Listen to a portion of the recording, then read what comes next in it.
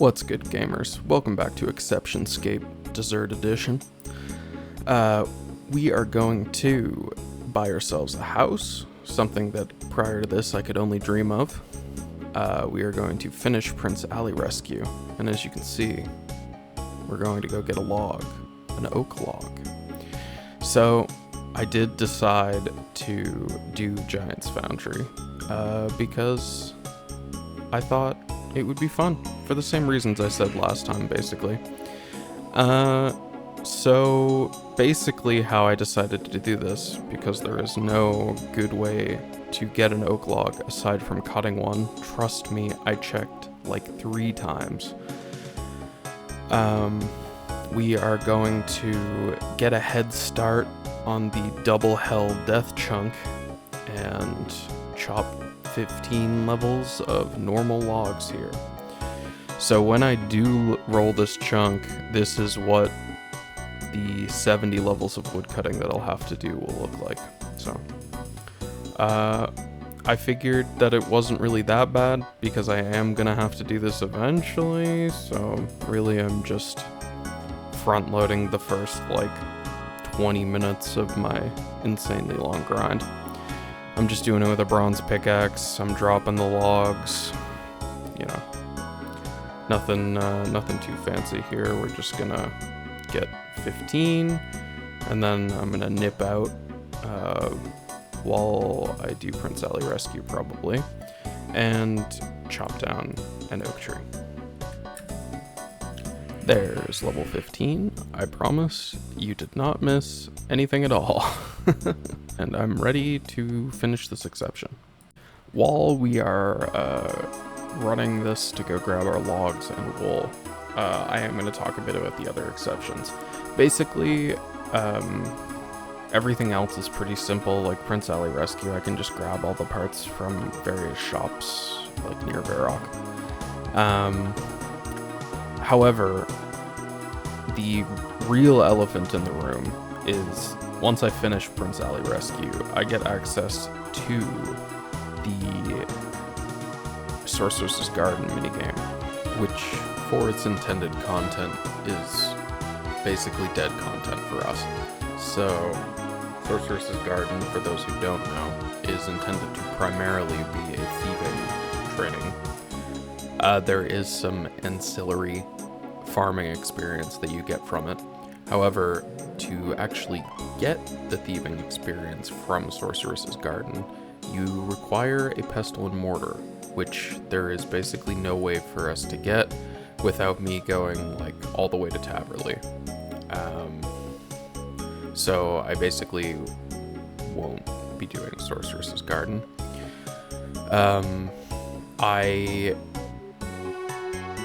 I'll just be backlogging the Sorceress's Garden tasks. There aren't that many, like there's 4 total, taking up to Thieving 65, but we'll eventually be getting Thieving 65 anyway when we roll Polnavich, so it's really not a big deal, but I didn't want to leave it until I'd rolled Polnavich, because that's kind of like I'm not trying to like sneak out of it, I'm just not gonna do it. I initially, when I was reading the wiki, I thought that it gave you a tiny amount of thieving experience without a Mestal Importer. But I realized after that that's actually the farming experience it gives. So I will run Sorcerer's Garden a couple times just to like show it off. And if I ever do need to level farming for something, I will be doing a lot of Sorceress's Garden. It's also probably my only source of cleaned herbs in the desert, but as at the moment I have no need for them, and I did check to see if there was anything that I particularly wanted to carry around for Jekyll, but there isn't really, so I'm just gonna run these exceptions. The house exception I'm picking up because I was looking into possible exception stuff, and I saw that you cannot level your construction at Temperos unless you own a house. They patched that soon after it came out. And I need construction either level 20 or level 40 to move my home to Polny Beach, which I would like to do because I've never really engaged with construction, and I think it would be cool to do it. Yeah, so while I'm out there, I'm just gonna grab it. I think that's everything. Unless I think of something else, I will see you after all the exceptions. You can tell when I recorded that bit of voice work, I did not think I would be yapping as long as I actually did. So anyway, those are the exceptions finished. Hopefully all of them, but at least all of them for the foreseeable future. I did grab a house while I was in Varric for Prince Ali Rescue, and I finished Prince Ali Rescue, obviously. And now I am wrapping up Giant's Foundry with my ill-gotten gains. And then I will be adding all the Foundry stuff to the chunk picker. So I guess while I finish up the quest in the background, we can go over what the Giant's Foundry tasks actually will be, because they will be added to our tasks for this chunk. And they are quite substantial.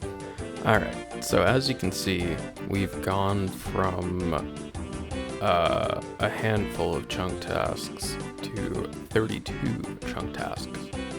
So, and also, which personally I think is kind of nice, we do have a lot of combat on the go.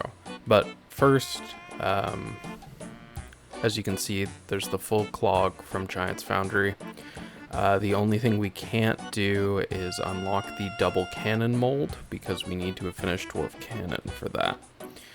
So, we do have a combat quest, or a combat task, which is nice, for a new best in slot for quite a while probably, the Colossal Blade, which I personally think is awesome, because I would never use this in, like, on a normal account. But I get to here, so I'm pretty excited about that personally. In addition to that, obviously the cooking and mining ones are unchanged. We do have a task for 85 smithing to smelt a rune bar. We will be getting the smithing level for this because we have a +4 boost in the form of Kovacs Grog now. However, listen, I'm going to be getting to this point far enough in the future, I might change my mind, but at least at the moment, I do not plan on doing this task, because the only way we have to obtain Runite right now is through the Giant's Foundry itself, through Kovacs ore packs, and the Kovac ore pack has the average pack is expected to contain 0.09 rune ore. So frankly, that is in the meme drop rate tier for me. When you consider that it's 2 to 3 probably swords per ore pack. Yeah. And that is subject to change, but at least at the moment, the Runite will be backlogged, because I don't fancy doing that. So in addition to that, and the melee best in slot, which will require us to get 30 attack levels for the Colossal Blade, we also have the full Giant's Foundry Clog, which is a bunch of molds, each one costing between 300 and 450 reputation. The Colossal Blade, Kovacs Grog, an ore pack and smithing catalyst, and the full smith's outfit. So to use all of the molds, you have to get to level 81. But by my extremely rough math, I will be about 81 when I get everything anyway. So basically no harm, no foul. One note about this that does actually change my plans is that because of how Giant's Foundry works, I am now incentivized to not just mine iron, and I will be trying to get at least close to a 50-50 steel split. For those who don't know, Giant's Foundry, you get more reputation for using an even mix of metals than just using one whole metal. So, at least at the moment, I plan on doing steel iron. Beyond that, and just because I've never actually done this minigame before, and I'm enjoying it, I'm going to run through the average Giant's Foundry run. So basically, you have the very top bar, which is your quality, which will only go down during the actual smithing if you make a mistake. The middle bar, which is your temperature, and the bottom bar, which is your progress. You basically match the temperature with the progress section that you're on, and the more quality your blade has, which translates into better materials going into it, basically, the more segments on the project bar there will be. So because this one for the quest is bronze and iron, it has the absolute minimum, which is just 3 segments, 1 of each. There's also like a chance you get a lucky proc and get some extra progress, and I believe the smith's outfit gives you a chance to double progress, like get 2 progress improvements at the same time. Don't quite remember on that one, so don't quote me. I'll come back to that once we get it. But yeah, I'm actually really enjoying it. I am extremely glad that I decided to do this, because the prospect of going to 70 on the anvil is much worse than going to 82 or 81 on the foundry. So, yeah, you can tell I was really excited to not be mining when I first unlocked this, because I recorded 40 minutes straight of just Giant's Foundrying, which I'm not going to subject you to, but just be aware that that is there. And I don't make as many mistakes after this first one, although I do still make some mistakes. The one downside of it versus the anvil is that it is obviously a lot less AFK. Because smithing on the anvil, I would probably be doing arrowheads. That's also the other part of that. I'm not banking fletching experience doing this like I would be if I was doing the anvil. So I am kind of borrowing my joy from the future. However, it's very far in the future, so that's future Griffin's problem, frankly. Yeah, it's not AFK, so I actually do have to be vaguely locked in while I'm doing it. But that is a small price to pay, I think. I haven't done the math on the time difference. I don't actually know if this is saving me any time. I expect that when you factor in that I now have to mine coal instead of just iron, it's actually a substantial time loss overall. But I mean, that stuff doesn't actually reflect anything for you guys. That's Giant's Foundry complete, by the way. Get some smithing experience. That doesn't really affect you guys, aside from potential time between videos while I agonizingly click a rock 200,000 times. So it's not really worth mentioning. It does mean I will be spending a lot of time killing more giants, which is fine. I mean, I'm gonna have to do that anyway for prayer experience, so I'm not particularly sad to have to do that. I will be doing that towards the end of the smithing mining grind, probably, because I'd rather be able to make myself some better gear and hopefully be a little more sustainable on the plateau. But again, we'll cross that bridge when we get to it.